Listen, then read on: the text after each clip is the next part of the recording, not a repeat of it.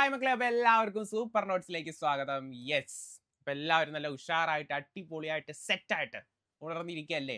ഉണർന്നോ?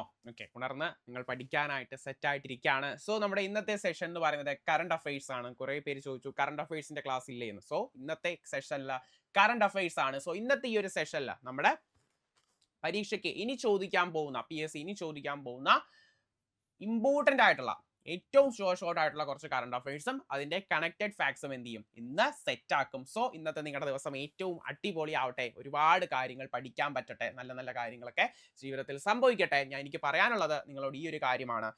ചിന്തകൾ പോസിറ്റീവ് ആയാൽ നിങ്ങളുടെ എന്താ ഈ ഒരു പകലും പോസിറ്റീവ് ആവും. ഏറ്റവും ഇമ്പോർട്ടന്റ് ആയിട്ടൊരു കാര്യമാണ്. കാരണം എന്താണ്, നമ്മൾ എഴുന്നേൽക്കുമ്പോൾ ഒരു നെഗറ്റീവ് തോട്ടായിട്ടാണ്, അല്ലെങ്കിൽ ഇന്ന് എന്നെ കൊണ്ടൊന്നും പറ്റൂല, ഇന്ന് പഠിക്കണ്ട, അല്ലെങ്കിൽ ഇന്നൊന്നും നടക്കൂല, ഞാനൊന്ന് വിചാരിച്ചാൽ ഇതൊന്നും കിട്ടാൻ പോകുന്നില്ല എന്നൊക്കെ ഒരു ചിന്തയിലാണ് എഴുന്നേൽക്കുന്നത് എങ്കിൽ ആ ഒരു ദിവസം അതൊരു ദിവസമല്ല, പിന്നെ അങ്ങോട്ട് എന്ത് ചെയ്യണ്ട, പഠിക്കേണ്ടി വരത്തേയില്ല. സോ നല്ലൊരു പോസിറ്റീവ് ചിന്തയോടുകൂടി എന്ത് ചെയ്യുക, ദിവസം സ്റ്റാർട്ട് ചെയ്യുക. ഒരുപാട് കാര്യങ്ങൾ പറ്റുന്നത്ര എന്ത് ചെയ്യുക, പഠിച്ചെടുക്കുക, മുന്നോട്ട് പോവുക. ആ ഒരു ടാഗ് എന്ത് ചെയ്യാം, നിങ്ങൾക്ക് കഴുത്തിൽ ആത്മവിശ്വാസത്തോടെ എന്ത് ചെയ്യാൻ പറ്റും, അത് നേടിയെടുക്കാൻ പറ്റും, അത് കഴുത്തിലെടുത്ത് ഇടാനും പറ്റും. സോ ആ ഒരു സന്തോഷത്തോടു കൂടി അത് നേടിയെടുക്കാൻ പറ്റും എന്നുള്ളൊരു വിശ്വാസത്തോടു കൂടി എന്ത് ചെയ്യാം, നമ്മുടെ ഈ ഒരു ക്ലാസ് സ്റ്റാർട്ട് ചെയ്യാം. സോ സ്റ്റാർട്ട് ചെയ്യുമ്പോൾ നമുക്ക് എന്ത് ചെയ്യാം, ഫസ്റ്റ് ചോദ്യത്തിലേക്ക് പോവാം. യെസ്, നമ്മുടെ കറണ്ട് അഫയേഴ്സിലെ ഫസ്റ്റ് ആൻഡ് ഏറ്റവും ഇമ്പോർട്ടന്റ് ആയിട്ടുള്ള ക്വസ്റ്റ്യൻ.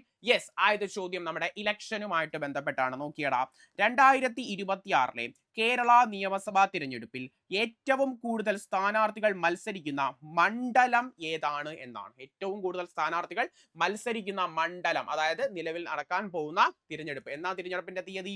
യെസ്, April 9 തിരഞ്ഞെടുപ്പ്. എല്ലാവർക്കും വോട്ടൊക്കെ ഉണ്ടെന്ന് വിശ്വസിക്കുന്നു. അപ്പൊ April 9 എന്താ നമ്മുടെ തിരഞ്ഞെടുപ്പ് എന്ന് പറയുന്നത്. സോ ആ ഒരു തിരഞ്ഞെടുപ്പിൽ ഏറ്റവും കൂടുതൽ സ്ഥാനാർത്ഥികൾ മത്സരിക്കുന്ന മണ്ഡലം ഏത് എന്നാണ് ചോദ്യം. സോ ഉത്തരം ഏതെന്ന് നിങ്ങൾക്ക് അറിയാം എങ്കിലും ഞാൻ പറയാം. യെസ്, ഓപ്ഷൻ സി കൊടുവള്ളിയാണ്. ഏതാണ്? കൊടുവള്ളി മണ്ഡലത്തിലാണ് എന്താ ഏറ്റവും കൂടുതൽ സ്ഥാനാർത്ഥികൾ മത്സരിക്കുന്നത്. കൊടുവള്ളി എവിടെയാണ് എന്ന് ചോദിച്ചാൽ അത് കോഴിക്കോട് ജില്ലയിലാണ്. എവിടെയാണ്ട്രാ? കോഴിക്കോട് ജില്ലയിലാണ് എന്താ കൊടുവള്ളി എന്ന് പറയുന്നത്. കൊടുവള്ളിയിൽ നിന്ന് മത്സരിക്കുന്നത് ഏകദേശമല്ല, കൃത്യം 13 സ്ഥാനാർത്ഥികളാണ് എന്താ കൊടുവള്ളി മണ്ഡലത്തിൽ നിന്ന് മത്സരിക്കുന്നത്. കോഴിക്കോട് ജില്ലയിലാണ് കൊടുവള്ളി എന്ന് പറയുന്നത്. ഇനി നടക്കാൻ പോകുന്ന എത്രാമത് നിയമസഭാ ഇലക്ഷൻ ആണ്? യെസ്, 16ാമത് നിയമസഭാ ഇലക്ഷൻ. അതായത് ഇപ്പോൾ നിലവിലുള്ളത് 15ാമത് കേരള നിയമസഭയാണ്, ലെജിസ്ലേറ്റീവ് അസംബ്ലി ആണെന്നുള്ള കാര്യം എന്ത് ചെയ്യുക, മറക്കുകയല്ല, ഓർത്ത് വെക്കുക. അല്ലെങ്കിൽ നടക്കാൻ പോകുന്നത് 16ാമത് ആണെന്ന് എന്ത് ചെയ്യുക, കൃത്യമായിട്ട് മനസ്സിലാക്കുക. ടോട്ടൽ എത്ര നിയമസഭാ മണ്ഡലങ്ങളാണുള്ളത്? യെസ്, 140 നിയമസഭാ മണ്ഡലങ്ങളാണുള്ളത്. അതിൽ നിന്ന് ഏകദേശം 890ഓളം സ്ഥാനാർത്ഥികൾ എന്ത് ചെയ്യുന്നുണ്ട്, തവണ ഇലക്ഷന് മത്സരിക്കുന്നുണ്ട്. ഇനി ഇലക്ഷനുമായിട്ട് ബന്ധപ്പെട്ട് നമ്മളിപ്പോ ഏറ്റവും കൂടുതൽ സ്ഥാനാർത്ഥികൾ മത്സരിക്കുന്നത് എവിടെയാണെന്ന് പറഞ്ഞു, കോഴിക്കോട് ജില്ലയിലെ കൊടുവള്ളിയിലാണ്. അതേപോലെ എത്ര സ്ഥാനാർത്ഥികളാണ് മത്സരിക്കുന്നതെന്ന് പറഞ്ഞു, അതേപോലെ എത്ര മണ്ഡലങ്ങൾ ഉണ്ടെന്നുള്ള കാര്യം നിങ്ങൾക്ക് അറിയാമെങ്കിലും ഒന്ന് പറഞ്ഞതാണ്. എങ്കിൽ വേറെ ചോദ്യം ചോദിച്ചോട്ടെ. നിലവിലെ കേരള ഇലക്ഷൻ കമ്മീഷണർ ആരാണ്? നിലവിലെ കേരള ഇലക്ഷൻ കമ്മീഷണർ ആരാണ്? നിലവിലെ കേരള ഇലക്ഷൻ കമ്മീഷണർ ആരാണ്? നിലവിലെ കേരള ഇലക്ഷൻ കമ്മീഷണർ മക്കളെ, നിങ്ങൾ എ ഷാജഹാൻ എന്ന് പറയുകയാണെങ്കിൽ അദ്ദേഹം എന്ത് ചെയ്തു, അദ്ദേഹത്തിന്റെ കാലാവധി കംപ്ലീറ്റ് ആയി. എ ഷാജഹാൻ അല്ല ഇപ്പൊ പകരം വേറൊരു വ്യക്തിയാണ്. അദ്ദേഹം KG സനൽകുമാർ ആണ്. ആരാണ്ട്രാ? KG സനൽകുമാർ ആണ് എന്താ നിലവിലെ ഇലക്ഷൻ കമ്മീഷൻ എന്ന് പറയുന്നത്. KG സനൽകുമാർ ആണ്. എന്നാൽ നിലവിലെ ചീഫ് ഇലക്ടറൽ ഓഫീസർ ആരാണ്? നിലവിലെ ചീഫ് ഇലക്ടറൽ ഓഫീസർ ആരാണ്? നിലവിലെ ചീഫ് ഇലക്ടറൽ ഓഫീസർ ആരാണെന്ന് ഒന്ന് പറഞ്ഞടാ. നിലവിലെ ചീഫ് ഇലക്ടറൽ ഓഫീസർ കേരളത്തിന്റെ കാര്യമാണ് പറയുന്നത്. കേരളത്തിന്റെ ഇലക്ഷൻ കമ്മീഷണറാണ് KG സനൽകുമാർ. എന്നാൽ ചീഫ് ഇലക്ടറൽ ഓഫീസർ ആണെന്ന് ചോദിച്ചാൽ അത് രത്തൻ യു കേൽക്കർ ആണ്. ആരാണ്? Ratan U Kelkar.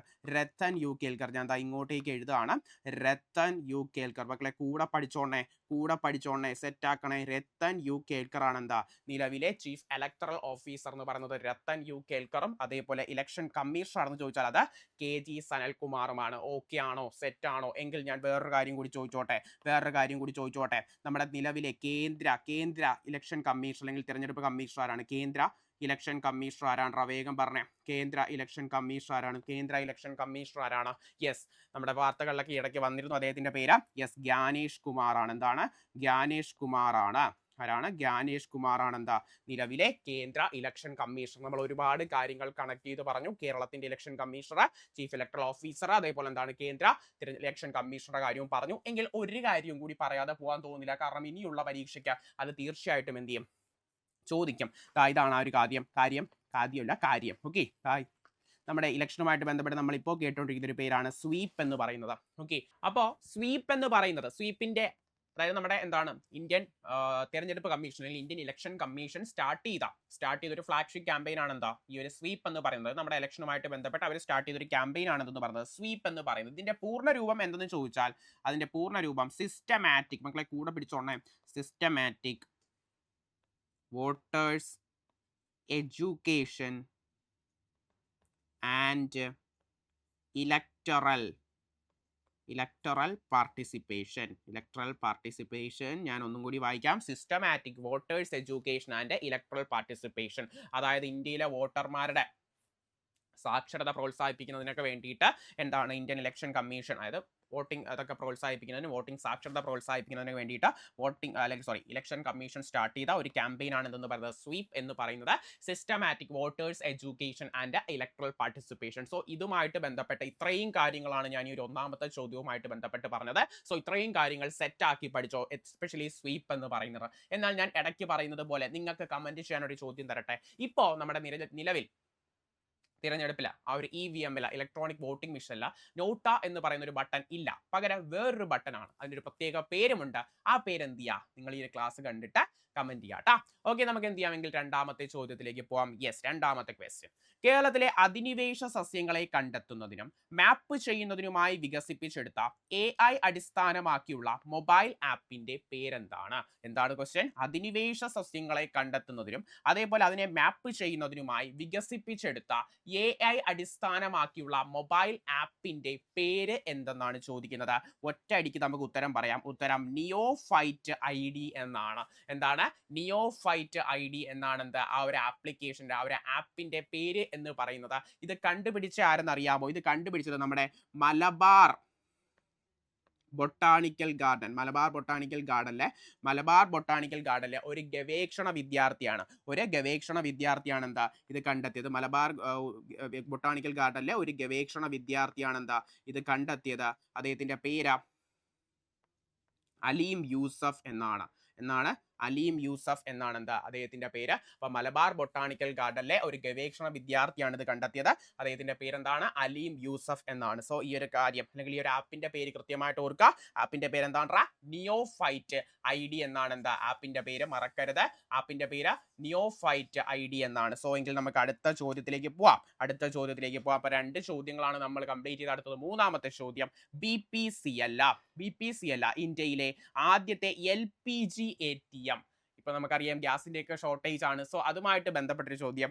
LPG ATM service ആരംഭിച്ചത് എവിടെയാണ്? അതായത് ഭാരത് പെട്രോളിയം കോർപ്പറേഷൻ ലിമിറ്റഡ് ഇന്ത്യയിലെ ആദ്യത്തെ, ഈ ഭാരത് പെട്രോളിയം കോർപ്പറേഷൻ ലിമിറ്റഡ് എന്ന് പറഞ്ഞാൽ ഇതിന്റെ പൂർണ്ണ രൂപം ഒന്ന് വായിച്ചതാണ് കേട്ടോ. സോ അവര് ഇന്ത്യയിലെ ആദ്യത്തെ LPG ATM സർവീസ് എവിടെയാണ് ആരംഭിച്ചത് എന്നാണ് ചോദ്യം. ചെന്നൈ, മുംബൈ ആണോ, ഗുരുഗ്രാം ആണോ, ചെന്നൈ ആണോ, ഹൈദരാബാദ് ആണോ?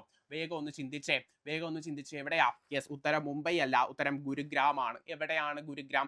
യെസ്, എവിടെയാണ് ഗുരുഗ്രാം? ഹരിയാനയിലാണ് എന്തെന്ന് പറയുന്നത്. ഗുരുഗ്രാം എന്ന് പറയുന്നത് ഹരിയാനയിലാണ്. സെറ്റ് അല്ലേ? 3 ചോദ്യങ്ങൾ സെറ്റ് ആക്കിയില്ലേ? അടുത്ത ചോദ്യത്തിലേക്ക് ധൈര്യമായിട്ട് മുന്നോട്ട് പോവാലോ? യെസ്, എങ്കിൽ നാലാമത്തെ ചോദ്യം ഇന്നാ പിടിച്ചോ. നാലാമത്തെ ചോദ്യം. വനസംരക്ഷണത്തിൽ ജനപങ്കാളിത്തം, പ്രത്യേകിച്ച് സ്ത്രീകളുടെ പങ്ക് വർദ്ധിപ്പിക്കുന്നതിനായി അടുത്തിടെ നിങ്കോൾ വാൻ ഇനിഷ്യേറ്റീവ്, ശ്രദ്ധിച്ചു പഠിക്കുക, നിങ്കോൾ വാൻ ഇനിഷ്യേറ്റീവ് ആരംഭിച്ച സംസ്ഥാനം ഏതെന്നാണ് ചോദിക്കുന്നത്. അതായത് എന്തിനു വേണ്ടിയിട്ടാ? വനസംരക്ഷണത്തിൽ ജനപങ്കാളിത്തം, പ്രത്യേകിച്ച് സ്ത്രീകളുടെ പങ്ക് വർദ്ധിപ്പിക്കുന്നതിനായി നിങ്കോൾ വാൻ ഇനിഷ്യേറ്റീവ് എന്നൊരു സ്ഥാപനം അല്ലെങ്കിൽ അങ്ങനെ ഒരു തുടക്കം അല്ലെങ്കിൽ അങ്ങനെ ഒരു ഇനിഷ്യേറ്റീവ് ആരംഭിച്ച സംസ്ഥാനം ഏതെന്നാണ്? വേഗം പറഞ്ഞേ. യെസ്, ഉത്തരം ഓപ്ഷൻ B ആണ്, മണിപ്പൂർ ആണ് എന്താ കറക്റ്റ് ആയിട്ടുള്ള ആൻസർ എന്ന് പറഞ്ഞത്. വനസംരക്ഷണത്തിൽ ജനപങ്കാളിത്തം, അതിൽ കൂടുതലും സ്ത്രീകളുടെ പങ്ക് വർദ്ധിപ്പിക്കുന്നതിനായിട്ട് നിങ്കോൾ വാൻ ഇനിഷ്യേറ്റീവ് ആരംഭിച്ച സംസ്ഥാനം എന്ന് ചോദിച്ചാൽ അത് മണിപ്പൂരാണ്. മണിപ്പൂരിനെ കുറിച്ച് പറയുമ്പോൾ അവിടെ പുതിയതായിട്ടൊരു നിയമനം നടന്നായിരുന്നല്ലോ. യെസ്, മണിപ്പൂരിന്റെ നിലവിലെ മുഖ്യമന്ത്രി ആരാണ്? N ബിരേൻ സിംഗ് എന്ന് പറഞ്ഞാൽ ഇടി രണ്ടാണ്, രാവിലെ തന്നെ ഇടി മേടിച്ചു കൂട്ടണ്ട. മണിപ്പൂരിന്റെ നിലവിലെ മുഖ്യമന്ത്രിയുടെ പേരെന്താണ്? മണിപ്പൂരിലെ നിലവിലെ മുഖ്യമന്ത്രി ആരാണ്? അത് നിങ്ങൾക്ക് ഇംഗ്ലീഷ് ആയിരിക്കും കൂടുതൽ വശം. ചീഫ് മിനിസ്റ്റർ ഓഫ് മണിപ്പൂർ ആരാണ്? Chief minister of Manipur. Yes, N Biren Singh അല്ല, പകരം വേറൊരു സിംഗ് എത്തി, യുംനാം ഖേംചന്ദ് സിംഗ്. ആരാണ്? യുംനാം ഖേംചന്ദ് സിംഗ് ആണ് എന്താ നിലവിലെ മണിപ്പൂരിന്റെ മുഖ്യമന്ത്രി എന്ന് പറയുന്നത്. യുംനാം ഖേംചന്ദ് സിംഗ് ആണ്. കണക്ട് ചെയ്ത് പറയുന്ന കണ്ട. ഓക്കെ, സോ ഇതേപോലെ വേണം എന്ത് ചെയ്യാനായിട്ട്? പഠിക്കാനുമായിട്ട്. സോ ഇപ്പൊ നമ്മൾ എത്ര ചോദ്യങ്ങൾ കംപ്ലീറ്റ് ചെയ്തു? ഓക്കെ 3 ചോദ്യങ്ങൾ കംപ്ലീറ്റ് ചെയ്തു. ഓക്കെ സെറ്റ് ആണ്. 3 എന്ന് പറയുമ്പോൾ കൂടെ പിടിക്കുക. 4 കംപ്ലീറ്റ് ചെയ്തിട്ടാ. ഓക്കെ ശരി, എങ്കിൽ നമുക്ക് എന്ത് ചെയ്യാം, അടുത്ത ചോദ്യത്തിലേക്ക് പോവാം. യെസ്, അടുത്ത ചോദ്യം നോക്കിയാടാ. 2027 നടക്കാൻ പോകുന്ന ഇന്ത്യയുടെ ആദ്യത്തെ സമ്പൂർണ്ണ ഡിജിറ്റൽ സെൻസസിന്റെ ബ്രാൻഡ് അംബാസഡറായി നിയമിതനായത് ആരാണ്? അതായത് നമ്മുടെ ലോകത്തിലെ ഏറ്റവും വലിയ സെൻസസ് ആണ് നമ്മുടെ 2027. അതായത് ലോകത്തിലെ തന്നെ ഏറ്റവും വലിയ സെൻസസ് ആണ് 2027 നടക്കാൻ പോകുന്ന ഇന്ത്യയുടെ ആദ്യത്തെ സമ്പൂർണ്ണ ഡിജിറ്റൽ സെൻസസ് എന്ന് പറയുന്നത്. സോ ആ ഒരു സെൻസസിന് ഒരു ബ്രാൻഡ് അംബാസഡറിനെ എന്ത് ചെയ്തിട്ടുണ്ട്, നിയമിച്ചിട്ടുണ്ട്. സോ ആ ഒരു ബ്രാൻഡ് അംബാസഡറിന്റെ പേര് എന്താണ് എന്നാണ് എന്താ ചോദിക്കുന്നത്. സോ വേഗം പറഞ്ഞ എന്താണ് ആ ഒരു ബ്രാൻഡ് അംബാസഡറിന്റെ പേര്? യെസ്, സുദർശൻ പട്നായിക് എന്നാണ് എന്താ ആ ഒരു ബ്രാൻഡ് അംബാസഡറിന്റെ പേര്. ഇദ്ദേഹം ഒരു സാൻഡ് ആർട്ടിസ്റ്റ് ആണ്. ഇത് മണലിലൊക്കെ ഓരോരോ രൂപങ്ങളൊക്കെ ഉണ്ടാക്കുന്ന ഒരു ആർട്ടിസ്റ്റ് ആണ്. സാൻഡ് ആർട്ടിസ്റ്റ് എന്ന് പറയും. സാൻഡ് ആർട്ടിസ്റ്റ്, ഇത് മണലിൽ ഓരോ ചിത്രങ്ങളും അതേപോലെ കാര്യങ്ങളൊക്കെ ഉണ്ടാക്കൂല, അതേപോലത്തെ വ്യക്തിയാണ് ആരാ, സുദർശൻ പട്നായിക് എന്ന് പറയുന്നത്. സോ അദ്ദേഹമാണ് എന്താ നിലവിൽ നടക്കാൻ പോകുന്ന 2027 ഡിജിറ്റൽ സെൻസസിന്റെ ബ്രാൻഡ് അംബാസഡർ എന്ന് പറയുന്നത് സുദർശൻ പട്നായിക് ആണ്. ഓക്കെ സെറ്റ് ആണ്. എങ്കിൽ ഇത് എത്രാമത്തെ സെൻസസ് ആണ്? ഞാൻ പറയുന്നത് സ്വതന്ത്ര ഇന്ത്യയിലെ എത്രാമത്തെ സെൻസസ് ആണ്. അല്ലാതെ നോക്കുകയാണെങ്കിൽ ഇത് 16ാമത്തെ സെൻസസ് ആണ്, എല്ലാവർക്കും അറിയാം. എങ്കിൽ സ്വതന്ത്ര ഇന്ത്യയിലെ എത്രാമത്തെ സെൻസസ് ആണിത്? യെസ്, ഒറ്റ ഉത്തരം 8ാമത്തെ സെൻസസ് ആണ് മക്കളെ ഇനി നടക്കാൻ പോകുന്നത്. സ്വതന്ത്ര ഇന്ത്യയിലെ 8ാമത്തെ സെൻസസ് ആണ് നടക്കാൻ പോകുന്നത്. എന്നാൽ ഇന്ത്യയിൽ ആദ്യമായിട്ട് സെൻസസ് നടന്ന വർഷം എന്നാണെന്ന് അറിയാമോ? ഇന്ത്യയിൽ ആദ്യമായിട്ട് ഒരു സെൻസസ് നടന്ന വർഷം യെസ് 1872 1872 ലോർഡ് മേയോയുടെ കാലത്താണ്. മേയാനല്ല, മേയോ. ഓക്കെ, ലോർഡ് മേയോയുടെ കാലത്താണ് എന്താ ആദ്യമായിട്ട് ഒരു സെൻസസ് ഇന്ത്യയിൽ നടക്കുന്നത്. 1872 ലോർഡ് മേയോയുടെ ടൈമിലാണെന്ന് കൃത്യമായിട്ട് ഓർക്കുക. എങ്കിൽ ഒരൊറ്റ കാര്യം കൂടി ഞാൻ പറഞ്ഞോട്ടെ, എന്നാ പിടിച്ചോ. അതാണ് ആ ഒരൊറ്റ കാര്യം എന്ന് പറയുന്നത്. നമ്മുടെ ആരാ ഓക്കെ, ഇലക്ഷൻ അല്ലെങ്കിൽ ഈ ഒരു സെൻസസുമായിട്ട് ബന്ധപ്പെട്ട രണ്ട് ഒഫീഷ്യൽ മാസ്കോട്ടുകളെ അല്ലെങ്കിൽ 2 ഔദ്യോഗിക ചിഹ്നങ്ങൾ പുറത്തിറക്കിയിട്ടുണ്ട്. അതായത് നമ്മുടെ ഈ ഒരു സെൻസസുമായിട്ട് ബന്ധപ്പെട്ട് ഈ സെൻസസിനെ റെപ്രസെന്റ് ചെയ്യാനായിട്ട് 2 ഔദ്യോഗിക ചിഹ്നങ്ങളുണ്ട്. അത് വളരെ ഇമ്പോർട്ടന്റ് ആണ്. ഞാൻ കഴിഞ്ഞ ക്ലാസ്സിലും നിങ്ങളോട് പറഞ്ഞതാണ്. സോ അതൊന്നും കൂടി ഒന്ന് ഓർമ്മിപ്പിക്കാം. ആ 2 ചിഹ്നങ്ങളുടെ പേര് ഇതൊക്കെയാണ്. ഒന്ന് പ്രഗതിയും മറ്റൊന്ന് വികാസം. ആരൊക്കെയാണ്? ഒരു സ്ത്രീയും ഒരു പുരുഷനുമാണ്. പ്രഗതിയും വികാസം. ഈ പ്രഗതി എന്ന് പറയുന്നത് ഫീമെയിൽ എന്യൂമറേറ്ററിനെയും അതേപോലെ വികാസ് എന്ന് പറയുന്നത് മെയിൽ എന്യൂമറേറ്ററിനെയും റെപ്രസെന്റ് ചെയ്യുന്നു. സോ ഇത് സെൻസസുമായിട്ട് ബന്ധപ്പെട്ട കൃത്യമായിട്ട് പഠിക്കേണ്ട ചോദ്യമാണ്. സോ ഇത് ഇത്രയും കണക്ട് ചെയ്ത് എന്ത് ചെയ്യുക, അങ്ങ് ഓർത്ത് വച്ചേക്കുക. വേറെ ബുദ്ധിമുട്ടുകളൊന്നും ഇല്ലല്ലോ. സോ ഇത്രയും കാര്യങ്ങൾ എന്ത് ചെയ്യുക, കണക്ട് ചെയ്ത് വേണം എന്ത് ചെയ്യാനായിട്ട്, പഠിക്കാനായിട്ട്. എങ്കിൽ നമുക്ക് ധൈര്യമായിട്ട് അടുത്ത ചോദ്യത്തിലേക്ക് പോകാലോ. ഉഷാറല്ലേ, സെറ്റ് അല്ലേ? ഓക്കെ, എങ്കിൽ നമുക്ക് എന്ത് ചെയ്യാം, അടുത്ത ചോദ്യത്തിലേക്ക് പോകാം. യെസ്, അപ്പൊ മക്കളെ നമ്മുടെ അടുത്ത ചോദ്യം എന്ന് പറഞ്ഞത് ഇതാണ്. കേരള ഹൈക്കോടതിയിലെ ആദ്യത്തെ അഡീഷണൽ സോളിസിറ്റർ ജനറലായി കേന്ദ്ര സർക്കാർ നിയമിച്ചത് ആരെയാണ്? ആദ്യ അഡീഷണൽ സോളിസിറ്റർ ജനറലായി കേന്ദ്ര സർക്കാർ ഇപ്പോൾ ഒരാളെ നിയമിച്ചിട്ടുണ്ട്. ആ വ്യക്തിയുടെ പേര് എന്ത് എന്നാണ് എന്ത് ചെയ്യുന്നത്, ചോദിക്കുന്നത്. സോ ആ ഒരു ഉത്തരം എന്തെന്ന് വെച്ചാൽ എന്താണ്? ഓപ്ഷൻ എ ആണോ? അല്ല, ഓപ്ഷൻ ബി ആണ്. അഡ്വക്കേറ്റ് പി ശ്രീകുമാർ ആണ് എന്താ ആ ഒരു ചോദ്യത്തിന്റെ ഉത്തരം. അഡ്വക്കേറ്റ് പി ശ്രീകുമാർ ആണ് എന്താ നിലവിലെ അഡീഷണൽ സോളിസിറ്റർ ജനറൽ എന്ന് പറയുന്നത് കേരള ഹൈക്കോടതിയിലെ. ഉഷാറല്ലേ, ഡൗൺ ആവല്ലേ, അപ്പ് എന്ന് പറഞ്ഞിട്ട് എന്ത് ചെയ്യാ, ചില്ലായിട്ട് നിൽക്കുക. അടിപൊളിയായിട്ട് നമുക്ക് എന്ത് ചെയ്യാം, കുറച്ച് ചോദ്യങ്ങളും കൂടി കംപ്ലീറ്റ് ചെയ്യാനുള്ളൂ. സോ നിങ്ങൾ എത്രത്തോളം ചോദ്യങ്ങൾ കംപ്ലീറ്റ് ചെയ്യുന്നോ നിങ്ങൾ അത്രത്തോളം റാങ്ക് ലിസ്റ്റിന്റെ അടുത്തെത്തുകയാണ്. സോ എന്ത് ചെയ്യണം, ആ ഒരു വൈബിൽ നമുക്ക് വീണ്ടും മുന്നോട്ട് പോവാം. യെസ്, അപ്പൊ ആരാണ് ആ വ്യക്തി? അഡ്വക്കേറ്റ് പി ശ്രീകുമാർ എന്നാണ് ആ ഒരു വ്യക്തിയുടെ പേര്. എങ്കിൽ ഞാൻ 1-2 കാര്യങ്ങൾ ഒന്ന് കണക്ട് ചെയ്ത് പറഞ്ഞോട്ടെ. ഇന്ത്യയിലെ ഏറ്റവും ഉയർന്ന നിയമ ഉദ്യോഗസ്ഥൻ എന്ന് പറയുന്നത് ആരാണ്? ഇന്ത്യയിലെ ഏറ്റവും ഉയർന്ന നിയമ ഉദ്യോഗസ്ഥൻ എന്ന് പറയുന്നത് അദ്ദേഹത്തിന്റെ പേര് അറ്റോർണി ജനറൽ എന്നാണ്. എന്താണ്? അറ്റോർണി ജനറൽ എന്നാണ്. Attorney general. എങ്കിൽ നിലവിലെ ഇന്ത്യയിലെ അറ്റോർണി ജനറൽ ആരാണ്? യെസ്, ആരാണ്? ആർ വെങ്കട്ടരമണിയാണ്. വെങ്കട്ടരമണിയാണ് എന്താ നിലവിലെ ഇന്ത്യയുടെ അറ്റോർണി ജനറൽ എന്ന് പറയുന്നത്. ആർ വെങ്കട്ടരമണിയാണ്. അറ്റോർണി ജനറലിനെ കുറിച്ച് പറയുമ്പോൾ വേറൊരു ജനറൽ ഉണ്ടല്ലോ, നമ്മൾ സ്ഥിരമായിട്ട് കേൾക്കുന്ന വേറൊരു general, attorney general R Venkataramani തന്നെയാണ്. എങ്കിൽ വേറൊരാളുണ്ടല്ലോ, യെസ്, സോളിസിറ്റർ ജനറൽ. ആരാണ്? സോളിസിറ്റർ ജനറലിന്റെ പേരെന്താ? ഇന്ത്യയുടെ സോളിസിറ്റർ ജനറൽ ആരാ solicitor general? Yes, Tushar Mehta. ആരാണ്? തുഷാർ മേത്തയാണ് എന്താ സോളിസിറ്റർ ജനറൽ. ആരാണ്? തുഷാർ മേത്തയാണ്. സോ അറ്റോർണി ജനറലായി, സോളിസിറ്റർ ജനറലായി. എങ്കിൽ ഇന്ത്യയെ കുറിച്ച് പറയുമ്പോൾ എന്താണ് നീ കേരളത്തെ കുറിച്ച് പറയാത്തത് എന്നല്ലേ ചോദിക്കുന്നേ? പറയാം. എങ്കിൽ കേരളത്തിന്റെ നിലവിലെ അഡ്വക്കേറ്റ് ജനറൽ ആരാണ്? കേരളത്തിന്റെ നിലവിലെ അഡ്വക്കേറ്റ് ജനറൽ ആരാണ്? കേരളത്തിന്റെ നിലവിലെ അഡ്വക്കേറ്റ് ജനറൽ ആരെന്ന് ചോദിച്ചാൽ ഒറ്റ ഉത്തരം. ആരാ? കെ ഗോപാലകൃഷ്ണ കുറുപ്പാണ്. കെ ഗോപാലകൃഷ്ണ കുറുപ്പാണ്. ഓക്കെ, കെ ഗോപാലകൃഷ്ണ കുറുപ്പാണ് കേട്ടാ. ഓക്കെ, സെറ്റ് ആണ്. അപ്പൊ മക്കൾ എന്താ നോക്കിയേ, അറ്റോർണി ജനറൽ പഠിച്ചു, സോളിസിറ്റർ ജനറലായി, അഡ്വക്കേറ്റ് ജനറലായി. ഇതൊക്കെ നിങ്ങൾക്ക് ഒന്ന് റിവൈസ് ചെയ്ത് ഒന്ന് മെമ്മറൈസ് ചെയ്യാൻ വേണ്ടിയിട്ടാണ് വീണ്ടും ഒന്നുകൂടി റിപ്പീറ്റ് ചെയ്യുന്നത് കേട്ടോ. നിങ്ങൾക്ക് ഇതൊക്കെ അറിയാമായിരിക്കും, എങ്കിലും എന്ത് ചെയ്യാം, ഒന്ന് ഓർക്കട്ടെ, കൺഫ്യൂഷൻ ഒക്കെ എന്ത് ചെയ്യാം, ഒന്ന് മാറ്റിയെടുക്കാം. സോ നമ്മളിപ്പോ പറഞ്ഞത് നിലവിലെ അഡീഷണൽ സോളിസിറ്റർ ജനറൽ എവിടത്തെ? കേരളത്തിലെ. ആരാ? Advocate P Sreekumar. അതോടൊപ്പം അറ്റോർണി ജനറൽ പറഞ്ഞു, സോളിസിറ്റർ ജനറൽ പറഞ്ഞു, അഡ്വക്കേറ്റ് ജനറൽ പറഞ്ഞു. സെറ്റ് അല്ലേ? അടിപൊളിയല്ലേ? അടുത്ത ചോദ്യത്തിലേക്ക് പോകാലോ. യെസ്, അടുത്ത ചോദ്യം. ഏതെല്ലാം വസ്തുതകളുടെ രാജ്യാന്തര വർഷമായിട്ടാണ് 2026 ഐക്യരാഷ്ട്ര സംഘടന അല്ലെങ്കിൽ UN പ്രഖ്യാപിച്ചത്? ഓരോ വർഷത്തെയും ഒന്നിൽ കൂടുതലോ സാധനങ്ങളുടെ വർഷമായിട്ട് UN പ്രഖ്യാപിക്കാറുണ്ട്. ഇവിടെ ഒന്നും അല്ല, രണ്ടുമല്ല, 3 കാര്യങ്ങളുടെ വർഷമായിട്ടാണ് 2026 UN പ്രഖ്യാപിച്ചിരിക്കുന്നത്. നല്ല ചോദ്യമാണ്, സ്റ്റേറ്റ്മെന്റ് ചോദ്യമാണ്. അപ്പൊ ഏതൊക്കെ വരും? യെസ്, ഒന്നാമത്തത് രാജ്യാന്തര വനിതാ കർഷക വർഷം. രാജ്യാന്തര വനിതാ കർഷക വർഷം.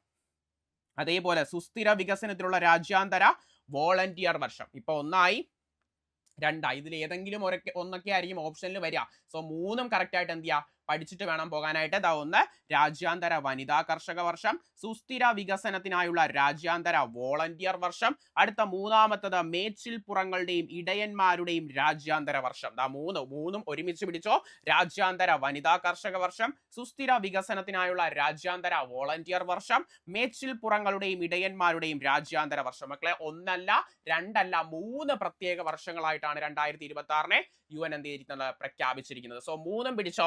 ഒന്നാമത്തത് എ ആണ്, രണ്ടാമത്തത് ബി, മൂന്നാമത്തത് ഡി. ഏതാണ് ഓപ്ഷൻ? യെസ്, ഒറ്റ ഉത്തരം ഓപ്ഷൻ എ. സെറ്റ് ആണ്, അടിപൊളിയാണ്. സോ ആ 3 വർഷങ്ങളും കൃത്യമായിട്ട് എന്ത് ചെയ്യുക, ഓർത്ത് വെക്കണം. വരുന്ന പരീക്ഷകളിൽ ചോദിക്കും. എങ്കിൽ ധൈര്യമായിട്ട് എന്ത് ചെയ്യാം, നമുക്ക് അടുത്ത ചോദ്യത്തിലേക്ക് പോകാം. യെസ്, അടുത്ത ചോദ്യം എല്ലാവരുടെയും ഇഷ്ടപ്പെട്ട ചോദ്യം. 2026 52ാമത് G7 ഉച്ചകോടിക്ക് 2026 ആണ്. 2026 52ാമത് G7 ഉച്ചകോടിക്ക് ആതിഥേയത്വം വഹിക്കുന്ന രാജ്യം ഏത് എന്നാണ് ചോദിക്കുന്നത്. എല്ലാവരുടെയും കണ്ണുകൾ ആദ്യം കിടക്കുന്ന കാനഡയിലേക്ക് പോകരുത്. അത് നിങ്ങൾ രാവിലെ ആയതുകൊണ്ട് നിങ്ങളുടെ കണ്ണുകൾ അങ്ങോട്ടേക്ക് പോവും, പക്ഷെ പോകരുത്. പക്ഷെ ഉത്തരം ഏതെന്ന് ചോദിച്ചാൽ അത് കാനഡയല്ല, അവസാനം കിടക്കുന്ന ഫ്രാൻസ് ആണ്. ഓക്കെ, അപ്പൊ 2026 52ാമത് G7 ഉച്ചകോടിക്ക് ആതിഥേയത്വം വഹിക്കുന്ന രാജ്യം ഏതെന്ന് ചോദിച്ചാൽ ഫ്രാൻസ്. എന്നിട്ട് എന്തിനാണ് സാർ കാനഡയെ കൊണ്ട് ആദ്യം ഇട്ടിരിക്കുന്നത് എന്ന് ചോദിക്കാത്ത എന്താ? ചോദിച്ചൂടെ? എങ്കിൽ 2025 G7 ഉച്ചകോടി നടന്നത് എവിടെയാണ്? കാനഡയിലാണ്. 26 ഫ്രാൻസിലാണ്. G7 25ഉം 26ഉം സെറ്റാക്കിയേ. കൺഫ്യൂഷൻ ഇപ്പൊ തുടങ്ങും. G7 പഠിച്ച് G20 മറക്കണ്ട. ഇപ്പൊ പറഞ്ഞുതരാ. G20 2026 G20 എവിടെയാണ് നടക്കുന്നത്? വേഗം പറഞ്ഞ. 2026 G20 എവിടെയാണ് നടക്കുന്നത്? 2025 ദക്ഷിണാഫ്രിക്കയിലായിരുന്നു. 2026 എവിടെയാണ് നടക്കുന്നത്? യെസ്, ഒറ്റ ഉത്തരം USA. ട്രംപിന്റെ USAയിലാണ് എന്താ 2026 G20. Okay, 2026 G20 USA, United States of America. Sir okay, G7ഉം G20യും സെറ്റായി സാർ. എങ്കിൽ ഒരെണ്ണവും കൂടി ഉണ്ടല്ലോ. യെസ്, ബ്രിക്സ് പഠിക്കാൻ എളുപ്പമാണ്. 2026 ബ്രിക്സ് എവിടെയാണ് നടക്കുന്നത്? 18ാമത് ബ്രിക്സ് ഉച്ചകോടി എവിടെയാണ് നടക്കുന്നത്? 2026 ബ്രിക്സ് ഉച്ചകോടി. യെസ്, നമ്മുടെ സ്വന്തം ഇന്ത്യ. ഓക്കെ, അപ്പം G20 ആയി, ബ്രിക്സ് ആയി, G7 ആയി. ഇതിൽ കൂടുതൽ എന്ത് വേണം അല്ലേ? സെറ്റാക്കിയില്ലേ G7 G20 ബ്രിക്സ്? ഉണർവ് തോന്നില്ലേ അടുത്ത ചോദ്യത്തിലേക്ക് വേഗം പോകാൻ? യെസ്, എങ്കിൽ അടുത്ത ചോദ്യത്തിലേക്ക് പോവാം. യെസ്, അടുത്ത ചോദ്യം അടിപൊളി ചോദ്യം. ഇന്ത്യയിലെ പരമോന്നത സാഹിത്യ ബഹുമതിയായ ജ്ഞാനപീഠ പുരസ്കാരം 2025 അർഹനായത് ആരാണ്? 2025 പുരസ്കാരം 2026 സമ്മാനിച്ചത്. എങ്കിൽ ആ ഒരു വ്യക്തിയുടെ പേരെന്താണ്? ആർക്കാണ് 2025 ജ്ഞാനപീഠ പുരസ്കാരം ലഭിച്ചത് എന്നാണ് ചോദ്യം. ഒന്നാമത് തന്നെ നിങ്ങളെ തെറ്റിക്കാനായിട്ട് നിങ്ങൾ ഏറ്റവും കൂടുതൽ കേട്ടുപഴകിയ ഒരു പേര് വിനോദ് കുമാർ ശുക്ല കിടപ്പുണ്ട്. അദ്ദേഹത്തിന് 2024 പുരസ്കാരമാണ് ലഭിച്ചത്. അദ്ദേഹം മരണപ്പെട്ടു. സോ അദ്ദേഹത്തിന് 2024 പുരസ്കാരമാണ് ലഭിച്ചത് എന്ന് ഓർക്കുക. അതിന് തെറ്റിക്കാതിരിക്കാൻ വേണ്ടിയിട്ടാണ് ഞാനൊരു മുൻകൂർ ജാമ്യം എന്ന രീതിയിൽ ആദ്യമേ പറഞ്ഞു തന്നത്. എങ്കിൽ മൂന്നാമത് കിടക്കുന്ന ആർ വൈരമുത്തു ആണ് എന്താ 2025 ജ്ഞാനപീഠ പുരസ്കാര ജേതാവ് എന്ന് പറയുന്നത് ആർ വൈരമുത്തു ആണ്. ഇദ്ദേഹത്തിന്റെ സ്വദേശം തമിഴ്നാടാണ്. ഇദ്ദേഹം തമിഴ്നാടുകാരനാണ്. എങ്കിൽ ചോദ്യം ഇന്നാ പിടിച്ചോ, എത്രാമത്തെ തമിഴ്നാടുകാരനാണ് ഈ തമിഴ് വ്യക്തിക്കാണ് ജ്ഞാനപീഠ പുരസ്കാരം ലഭിച്ചത്? ഇത് എത്രാമത്തെ, അല്ലെങ്കിൽ ആർ വൈരമുത്തു ഉൾപ്പെടെ ഇതിപ്പോ അദ്ദേഹത്തിന് ലഭിക്കുന്ന എത്രാമത്തെ അവാർഡാണ്, അല്ലെങ്കിൽ എത്രാമത്തെ തമിഴ് വ്യക്തിക്കാണ് ഈ ഒരു പുരസ്കാരം ലഭിച്ചത്? യെസ്, ജ്ഞാനപീഠം ലഭിക്കുന്ന മൂന്നാമത്തെ തമിഴ്നാട്ടുകാരനാണ് ആരെന്ന് പറയുന്നത് ആർ വൈരമുത്തു. മൂന്നാമത്തെ ആണ്, തെറ്റിക്കല്ലേ. ജ്ഞാനപീഠ പുരസ്കാരം ലഭിക്കുന്ന മൂന്നാമത്തെ തമിഴ്നാട്ടുകാരനാണ് ആരെന്ന് പറയുന്നത് നമ്മുടെ ആർ വൈരമുത്തു എന്ന് പറയുന്നത്. സെറ്റ് അല്ലേ, സെറ്റ് അല്ലേ. അടുത്തതിലേക്ക് പോകാമോ? എങ്കിൽ ആദ്യമായിട്ട് ജ്ഞാനപീഠ പുരസ്കാരം ലഭിച്ച വ്യക്തി ആരാണ്? യെസ്, നമ്മുടെ സ്വന്തം 1965 1965 നമ്മുടെ സ്വന്തം കിട്ടിയ വർഷമാണ് പറഞ്ഞത്. 1965 ലഭിച്ച ആർക്കാണ്? ജി ശങ്കരക്കുറുപ്പിനാണ് എന്താ ആദ്യം ജ്ഞാനപീഠ പുരസ്കാരം ലഭിക്കുന്നത്.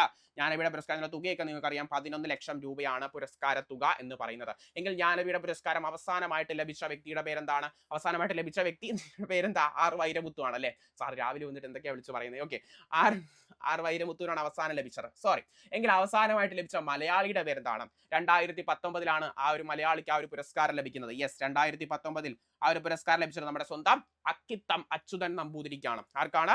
അക്കിത്തം അച്യുതൻ നമ്പൂതിരിക്കാണ് എന്താ ആ ഒരു പുരസ്കാരം 2019 ഏറ്റവും അവസാനമായിട്ടൊരു മലയാളിയെ തേടി എന്തെത്തുന്നത്? ജ്ഞാനപീഠ പുരസ്കാരം എത്തുന്നത്. ഒരുപാട് കാര്യങ്ങൾ പറഞ്ഞു, കൺഫ്യൂഷൻ ഇല്ലല്ലോ. ഇപ്പൊ കിട്ടിയത് ആർ വൈരമുത്തുവിന്. 2024 കിട്ടിയതാണ് ആർക്കാം?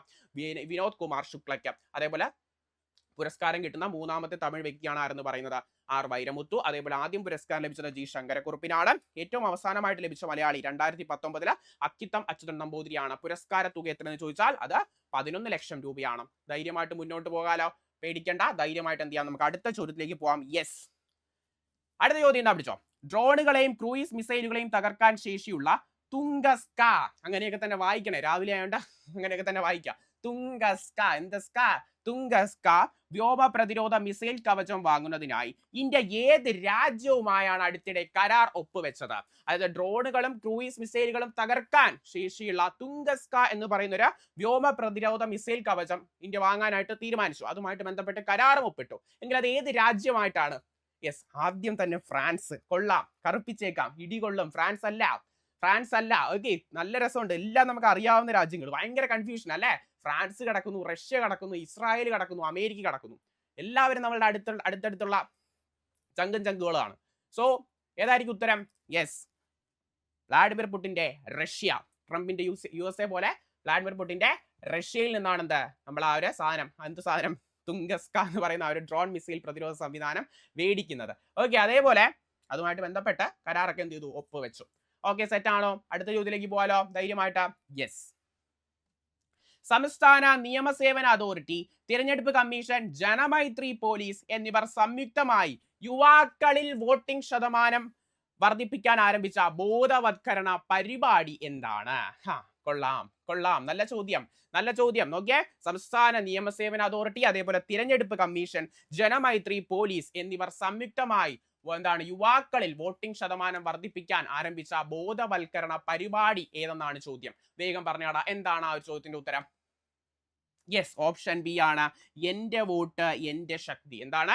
എന്റെ വോട്ട് എന്റെ ശക്തി എന്നുള്ളതാണ് എന്താ ആ ചോദ്യത്തിന് ഉത്തരം. എന്റെ വോട്ട് എന്റെ ശക്തി. എങ്കിൽ ഞാൻ ചോദിച്ചോട്ടെ, എന്നാണ് വോട്ടേഴ്സ് ഡേ അല്ലെങ്കിൽ സമ്മതിദായക ദിനം എന്ന് പറയുന്നത്? വോട്ടേഴ്സ് ഡേ എന്നാണ് വോട്ടേഴ്സ് ഡേ, സമ്മതിദായക ദിനം എന്നാണ്? യെസ്, ജനുവരി 25 ജനുവരി 25 എന്താ വോട്ടേഴ്സ് ഡേ എന്ന് പറയുന്നത്. ഓക്കെ ആണ്, സെറ്റ് ആണ്. എങ്കിൽ നമുക്ക് എന്ത് ചെയ്യാം, വേറൊരു കാര്യം കൂടി പറയാം. നിലവിൽ അതായത് 2026 വോട്ടേഴ്സ് ഡേ ഉണ്ടല്ലോ, കഴിഞ്ഞു. ഓക്കെ, 2026 വോട്ടേഴ്സ് ഡേ കഴിഞ്ഞു സാർ. എങ്കിൽ ആ 2026 വോട്ടേഴ്സ് ഡേയുടെ തീം എന്തായിരുന്നു സാർ? ഞാൻ നിങ്ങളോട് വേണം ചോദിക്കാൻ. എന്തായിരുന്നു 2026 വോട്ടേഴ്സ് ഡേയുടെ തീം എന്ന് പറയുന്നത്? Yes, my India my India my vote. എന്റെ ഇന്ത്യ എന്റെ vote. My India my vote എന്നായിരുന്നു എന്താ തീം എന്ന് പറയുന്നത്. ഓക്കെ, ഇത്രയും കാര്യങ്ങൾ സെറ്റ് അല്ലേ? അടിപൊളിയല്ലേ? നമ്മൾ നേരത്തെ പറഞ്ഞായിരുന്നു ഇലക്ഷൻ കമ്മീഷനെ കുറിച്ചും ഒരുപാട് കാര്യങ്ങൾ, അതുകൊണ്ടാണ് വീണ്ടും റിപ്പീറ്റ് ചെയ്യാത്തത് കേട്ടോ. അപ്പൊ സമ്മതിദായക ദിനം ജനുവരി 25 അതേപോലെ theme 2026 theme my India my vote എന്നാണ്. സെറ്റ് അല്ലേ? ധൈര്യമായിട്ട് അടുത്ത ചോദ്യത്തിലേക്ക് പോകാലോ. Okay, set. അപ്പൊ നമുക്ക് എന്ത് ചെയ്യാം, അടുത്ത ക്വസ്റ്റ്യൻ. അപ്പൊ നോക്കിയാൽ അടുത്ത ചോദ്യം ഒരു നല്ല ചോദ്യമാണ്. ബാലേന്ദ്ര ഷാ ഏത് രാജ്യത്തിന്റെ ഏറ്റവും പ്രായം കുറഞ്ഞ പ്രധാനമന്ത്രിയായാണ് നിയമിതനായത്? ഓക്കെ, ബാലേന്ദ്ര ഷാ ഏത് രാജ്യത്തിന്റെ ഏറ്റവും പ്രായം കുറഞ്ഞ പ്രധാനമന്ത്രിയായാണ് നിയമിതനായത്? ഏത് രാജ്യത്തിന്റെയാ? യെസ്, ഒറ്റ ഉത്തരം, നേപ്പാളിന്റെ പുതിയ പ്രധാനമന്ത്രിയാണ് ആരെന്ന് പറയുന്നത്? ബാലേന്ദ്ര ഷാ എന്ന് പറയുന്നത്. എങ്കിൽ താരിഖ് റഹ്മാൻ ഏത് രാജ്യത്തിന്റെ പുതിയ പ്രധാനമന്ത്രിയാണ്? താരിഖ് റഹ്മാൻ. യെസ്, ഒറ്റ ഉത്തരമാണ് സാർ അതിന്. യെസ്, ഉത്തരത്തിന്റെ പേര് രാജ്യമായ ബംഗ്ലാദേശിന്റെ പുതിയ പ്രധാനമന്ത്രിയാണ് ആരാ? താരിഖ് റഹ്മാൻ. ഞാൻ ഒന്ന് എഴുതാം, താരിഖ് റഹ്മാൻ. അതൊന്ന് മനസ്സിലോട്ടൊന്ന് പതിയട്ടെ. താരിഖ് റഹ്മാൻ ഞാൻ എഴുതിയ അപ്പ പതിയും. ഓക്കെ, താരിഖ് റഹ്മാനാണ്. എങ്കിൽ അടുത്ത ചോദ്യത്തിലേക്ക് പോവാം. യെസ്, നമുക്ക് മാക്സിമം ചോദ്യങ്ങൾ കവർ ചെയ്യാം. എങ്കിൽ ഇന്ത്യയിലെ മൂന്നാമത്തെ ചീറ്റ ആവാസ കേന്ദ്രമായി വികസിപ്പിച്ചുകൊണ്ടിരിക്കുന്ന വീരാംഗന ദുർഗാവതി കടുവ സംരക്ഷണ കേന്ദ്രം ഏത് സംസ്ഥാനത്തിലാണ് സ്ഥിതി ചെയ്യുന്നത്? വീരാംഗന ദുർഗാവതി കടുവ സംരക്ഷണ കേന്ദ്രം ഏത് സംസ്ഥാനത്തിലാണ് എന്നാണ് ചോദ്യം. ഏത് സംസ്ഥാനത്തിലാണ് വീരാംഗന ദുർഗാവതി കടുവ സംരക്ഷണ കേന്ദ്രം? യെസ്, നമ്മുടെ സ്വന്തം മധ്യപ്രദേശിലാണ് എന്താ വീരാംഗന ദുർഗാവതി കടുവ സംരക്ഷണ കേന്ദ്രം. വീരാംഗന ദുർഗാവതി മധ്യപ്രദേശിലാണെങ്കിൽ 58ാമത് കടുവ സംരക്ഷണ കേന്ദ്രമായിട്ടുള്ള മാധവ് ടൈഗർ സംരക്ഷണ കേന്ദ്രം അല്ലെങ്കിൽ മാധവ് ടൈഗർ റിസർവ് എവിടെയെന്ന് ചോദിച്ചാലും അതിനൊറ്റ ഉത്തരം മധ്യപ്രദേശിൽ തന്നെയാണ് എന്താ മാധവ് ടൈഗർ റിസർവ് എന്ന് പറയുന്നത്. സെറ്റ് അല്ലേ? അടിപൊളിയല്ലേ? എങ്കിൽ അടുത്ത ചോദ്യത്തിലേക്ക് പോവാം. യെസ്, എന്നാ പിടിച്ചോ. ഏറ്റവും ഇമ്പോർട്ടന്റ് ആയിട്ടുള്ള ഹോട്ട് കറന്റ് അഫയേഴ്സ് ആണ് നിങ്ങളിലേക്ക് എത്തിക്കൊണ്ടിരിക്കുന്നത്. എന്നാ പിടിച്ചോ. 1972 ഓക്കെ 1972 അപ്പോളോ 17 ശേഷം ഏകദേശം 54 വർഷങ്ങൾക്ക് ശേഷം നല്ല കണ്ടില്ലായിരുന്നോ പോയത്? അത് തന്നെ. ശേഷം മനുഷ്യനെ വീണ്ടും ചന്ദ്രന്റെ അരികിലെത്തിക്കുന്ന നാസയുടെ ദൗത്യം ഏതാണ്? ആ ഒരു ദൗത്യത്തിന്റെ പേര് ഇന്നലെ അരികിലെത്തിച്ചു. ഏതായിരുന്നു ആ ഒരു ദൗത്യം? നാസയുടെ ചന്ദ്രന്റെ അരികിൽ എത്തിക്കുന്ന ആ ഒരു നാസയുടെ ദൗത്യത്തിന്റെ പേരാണ് ചോദിക്കുന്നത്. യെസ്, ആ ഒരു ദൗത്യത്തിന്റെ പേരാണ് ആർട്ടിമസ് 2 എന്ന് പറയുന്നത്. അത് ചന്ദ്രന്റെ അരികിൽ എത്തിക്കുക എന്ന് പറഞ്ഞാൽ അവരൊരിക്കലും ചന്ദ്രനിൽ ഇറങ്ങുന്നില്ല, പകരം ഒരു ഫ്ലൈ ബൈ നടത്തുകയാണ്. അതായത് ആ ചന്ദ്രനെ ചുറ്റും ഒന്ന് കറങ്ങും. ചന്ദ്രനെ ചുറ്റും ഒന്ന് കറങ്ങിയിട്ട് എന്ത് ചെയ്യും? തിരിച്ച് ഭൂമിയിലേക്ക് വരും. ഒരിക്കലും ചന്ദ്രനിലേക്ക് ഇറങ്ങൂല. ആർട്ടിമസ് ദൗത്യം അതാണ്. ഓക്കെ, ചന്ദ്രനെ ചുറ്റും ഒന്ന് കറങ്ങും, എന്നിട്ട് എന്ത് ചെയ്യും? തിരിച്ചു വരും. എത്ര പേരാ കറങ്ങാൻ പോകുന്നേ? 4. എത്ര പേര് പോയി? 4 പേരാണ് എന്ത് ചെയ്യുന്നത്? കറങ്ങാൻ പോയത്. ആ 4 പേരുടെ പേര് കൃത്യമായിട്ട് പഠിച്ചോ. പോയ 4 പേർ ഇവരൊക്കെയാണ് സാർ. ആരൊക്കെയാണ്? യെസ്, ഒന്നാമത്തെ ആളുടെ പേര് കമാൻഡർ കൂടിയായ റീഡ് വെയ്സ്മാൻ ആണ്. ആരാണ്? റീഡ് വെയ്സ്മാൻ ആണ് എന്താ ആദ്യത്തെ വ്യക്തി എന്ന് പറയുന്നത്. രണ്ടാമത്തേത് വിക്ടർ ഗ്ലോവർ ആണ്. അദ്ദേഹമായിരുന്നു പൈലറ്റ്. വിക്ടർ ഗ്ലോവർ ഒരു ചാന്ദ്ര ദൗത്യത്തിൽ പങ്കെടുക്കുന്ന ആദ്യത്തെ കറുത്ത വർഗ്ഗക്കാരൻ എന്ന് ചോദിച്ചാൽ അതിനും ഉത്തരം ഇനി വിക്ടർ ഗ്ലോവർ ആയിരിക്കും. ഏത് ദൗത്യം എന്ന് ചോദിച്ചാൽ ധൈര്യപൂർവ്വം പറയാം, അത് ആർട്ടിമസ് 2 ആണ്. സോ ഒരു ചാന്ദ്ര ദൗത്യത്തിൽ പങ്കെടുക്കുന്ന ആദ്യ കറുത്ത വർഗ്ഗക്കാരൻ ആരെന്ന് ചോദിച്ചാൽ അതാ വിക്ടർ ഗ്ലോവർ. എങ്കിൽ മൂന്നാമത്തെ ആളുടെ പേര് ക്രിസ്റ്റീന കോച്ച് ആണ്. ക്രിസ്റ്റീന കോച്ച് എന്ന് കേൾക്കുമ്പോഴേ കൊച്ചല്ല, കോച്ച്. ക്രിസ്റ്റീന കോച്ച് ഒരു വനിതയാണ്. ചാന്ദ്ര ദൗത്യത്തിൽ പങ്കെടുക്കുന്ന ആദ്യ വനിത ആരെന്ന് ചോദിച്ചാലും അത് ക്രിസ്റ്റീന കോച്ച് ആണ്. സോ ഇനി വരാൻ പോകുന്ന കറണ്ട് അഫെയറിൽ ഈ ചോദ്യങ്ങളൊക്കെ ഉറപ്പായിട്ടും കാണും. ചാന്ദ്ര ദൗത്യത്തിൽ പങ്കെടുക്കുന്ന ആദ്യ വനിത അത് ക്രിസ്റ്റീന കോച്ച് ആണ്. ഓക്കെ, ഏതാ ദൗത്യം? ആർട്ടിമസ് 2. എങ്കിൽ ജെറമി ഹാൻസൺ അദ്ദേഹവും മിഷൻ സ്പെഷ്യലിസ്റ്റ് ആണ്. ക്രിസ്റ്റീന കോച്ചും ജെറമി ഹാൻസണും മിഷൻ സ്പെഷ്യലിസ്റ്റ് ആയിരുന്നു. അതിൽ ചാന്ദ്ര ദൗത്യത്തിൽ പങ്കെടുക്കുന്ന ആദ്യ വനിത ക്രിസ്റ്റീന കോച്ച് ആണ്. എന്നാൽ ഈ ഒരു ദൗത്യത്തിൽ പങ്കെടുക്കുന്ന ഏക അമേരിക്കക്കാരനല്ലാത്ത വ്യക്തി, അതായത് ചാന്ദ്ര ദൗത്യത്തിൽ പങ്കെടുക്കുന്ന ഒരു അമേരിക്കക്കാരനല്ലാത്ത വ്യക്തിയാണ് ജെറമി ഹാൻസൺ എന്ന് പറയുന്നത്. ഇദ്ദേഹം കാനഡക്കാരനാണ് കേട്ടോ. അതായത് ഇതുവരെ ചാന്ദ്ര ദൗത്യത്തിൽ പങ്കെടുത്ത അമേരിക്കക്കാരാണ്, അല്ലാതെ അമേരിക്കക്കാരനല്ലാത്ത ഒരു ആദ്യ വ്യക്തിയാണ് എന്താ ജെറമി ഹാൻസൺ എന്ന് പറയുന്നത്. ഇദ്ദേഹം കാനഡക്കാരനാണ്. സോ ഈ 4 പേരുടെ പേരും കൃത്യമായിട്ട് പഠിച്ചു വെച്ചോ. ഒന്ന് Reid Wiseman, Victor Glover, Christina Koch, Jeremy Hansen. Reid Wiseman ആണ് കമാൻഡർ, വിക്ടർ ഗ്ലോവർ ആദ്യമായിട്ടുള്ള കറുത്ത വർഗ്ഗക്കാരൻ, ക്രിസ്റ്റീന കോച്ച് ആദ്യ വനിത, ഇത് അമേരിക്കക്കാരനല്ലാത്ത ആദ്യ വ്യക്തി, അദ്ദേഹം കാനഡക്കാരനാണ്. സെറ്റ് അല്ലേടാ? അടിപൊളിയല്ലേ? അടുത്ത ചോദ്യത്തിലേക്ക് പോവാം. യെസ്, ഏത് ബഹിരാകാശ ഏജൻസിയാണ് പ്രോബ 3 ദൗത്യം വിക്ഷേപിച്ചത്? ഇപ്പോഴും PSC ഇടയ്ക്കിടയ്ക്ക് ചോദിക്കാറുണ്ട് പ്രോബ 3 എന്നുള്ള ചോദ്യം. അതുകൊണ്ടാണ് കൊണ്ടുവന്നത്. പ്രോബ 3 എന്ന ബഹിരാകാശ ദൗത്യം വിക്ഷേപിച്ചത് ഏത് ഏജൻസിയാണ്? NASA, JAXA, ISRO? ഇതിരി വലുതാ, ഇതിൽ കുത്താം. ഓക്കെ, ഇതിൽ കുത്തിക്കോ. ഓക്കെ, അപ്പൊ ഏതാ ദൗത്യം? ആരാ വിക്ഷേപിച്ചേ? യെസ്, യൂറോപ്യൻ ബഹിരാകാശ ഏജൻസി വിക്ഷേപിച്ച ദൗത്യമാണ് എന്താ പ്രോബ 3 എന്ന് പറയുന്നത്. ഇടയ്ക്ക് PSC ചോദിക്കാം. പ്രീവിയസ് ഇയർ ക്വസ്റ്റ്യൻ പേപ്പർ നോക്കുന്നവർക്ക് കൃത്യമായിട്ട് മനസ്സിലാക്കും. പ്രോബ 3 ഇനിയും ചോദിക്കും. യൂറോപ്യൻ ബഹിരാകാശ ഏജൻസി വിക്ഷേപിച്ച ദൗത്യമാണ് എന്താ പ്രോബ 3 എന്ന് പറയുന്നത്. എങ്കിൽ അടുത്ത ചോദ്യത്തിലേക്ക് പോവാം. യെസ്, വനിതാ ജീവനക്കാരുടെ ജോലിസ്ഥല സുരക്ഷയും ശാക്തീകരണവും പ്രോത്സാഹിപ്പിക്കുന്നതിനായി 2026 അന്താരാഷ്ട്ര വനിതാ ദിനത്തിൽ ഷൈൻ ആപ്പ് ഷൈൻ ആപ്പ് ആരംഭിച്ചതെന്ന്? അന്താരാഷ്ട്ര വനിതാ ദിനം എന്ന് നിങ്ങൾക്കറിയാം, മാർച്ച് 8 ഷൈൻ ആപ്പ് ആരംഭിച്ചത് ഏത് മന്ത്രാലയമാണ് എന്നാണ് ചോദിക്കുന്നത്. എന്തിനു വേണ്ടിയിട്ടാ? വനിതകളുടെ സുരക്ഷയ്ക്കും അതേപോലെ ജോലിസ്ഥല സുരക്ഷയ്ക്കും ശാക്തീകരണത്തിനും വേണ്ടിയിട്ടാ ഷൈൻ ആപ്പ് കൊണ്ടുവന്നത് ഏത് മന്ത്രാലയമാണ്? യെസ്, ഉത്തരം തൊഴിൽ മന്ത്രാലയമല്ല, ഇന്ത്യൻ റെയിൽവേ മന്ത്രാലയമാണ്. ആരാണ്? ഇന്ത്യൻ റെയിൽവേ സ്റ്റാർട്ട് ചെയ്ത ആപ്പാണ് ഷൈൻ ആപ്പ് എന്ന് പറയുന്നത്. ഇന്ത്യൻ റെയിൽവേ സ്റ്റാർട്ട് ചെയ്ത ആപ്പ് ആവുമ്പോ ആരാണ് നിലവിലെ കേന്ദ്ര റെയിൽവേ മന്ത്രി? കേന്ദ്ര റെയിൽവേ മന്ത്രി ആരാ?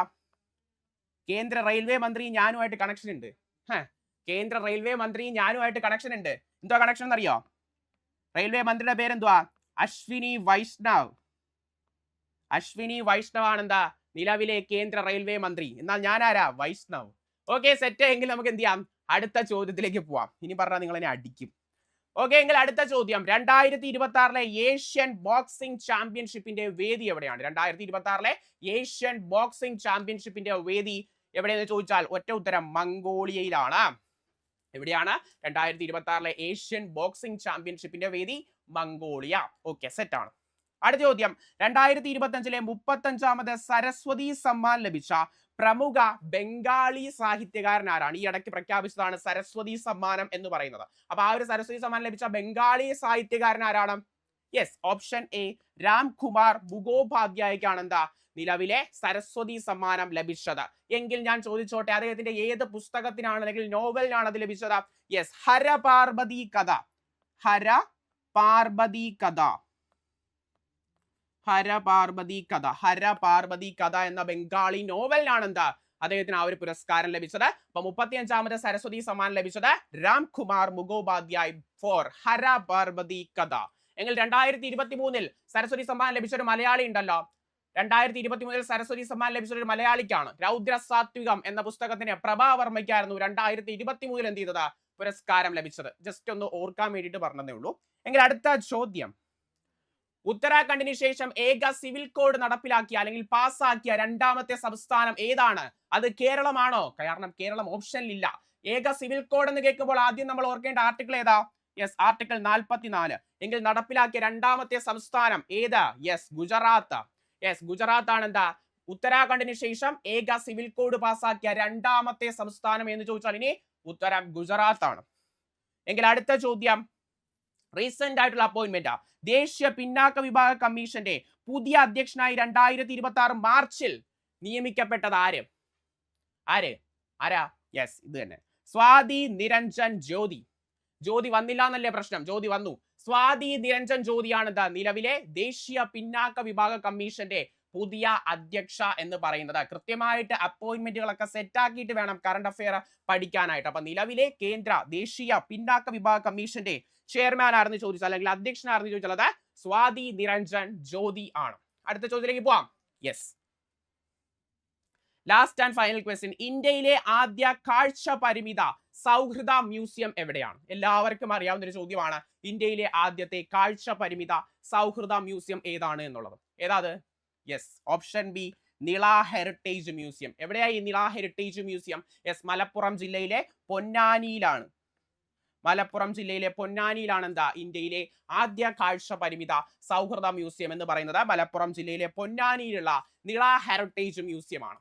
ഞാൻ നേരത്തെ പറഞ്ഞു ദേശീയ പിന്നോക്ക വിഭാഗ കമ്മീഷന്റെ ചെയർമാൻ ആരാണെന്ന സ്വാതി നിരഞ്ജൻ ജ്യോതിയാണെന്ന്. എന്നാൽ നിങ്ങൾക്ക് ലാസ്റ്റ് ആയിട്ട് കമന്റ് ചെയ്യാൻ ഒരു ചോദ്യം, നിലവിലെ ദേശീയ മനുഷ്യാവകാശ കമ്മീഷന്റെ ചെയർമാൻ ആരാണ് എന്നെന്ത് ചെയ്യാ? കൃത്യമായിട്ട് എന്ത് ചെയ്തോ? കമന്റ് ചെയ്തോ. ദേശീയ മനുഷ്യാവകാശ കമ്മീഷന്റെ ചെയർമാൻ ആരാണ്? സോ നമ്മൾ ഇത്രയും ക്വസ്റ്റ്യൻസും അതുമായിട്ട് ബന്ധപ്പെട്ടുള്ള കണക്റ്റഡ് ഫാക്ട്സുമാണ് ഇന്നത്തെ ക്ലാസ്സിൽ ഡിസ്കസ് ചെയ്തത്. സോ ഇത്രയും കാര്യങ്ങൾ നിങ്ങൾ വളരെ ജില്ലായിട്ട് കേട്ടിരുന്നു മാത്രമല്ല പഠിച്ചു അല്ലെ? മനസ്സിലോട്ടൊക്കെ കയറിയില്ലേ? ഓക്കെ, ആ ഒരു എനർജിയോടുകൂടി ഇന്നത്തെ ദിവസം എന്ത് ചെയ്യാം? അടിപൊളിയായിട്ട് ബാക്കി കാര്യങ്ങളൊക്കെ പഠിക്കുക. വീണ്ടും നമുക്ക് എന്ത് ചെയ്യാം? അടുത്ത ക്ലാസ്സിൽ കാണാം. ബൈ.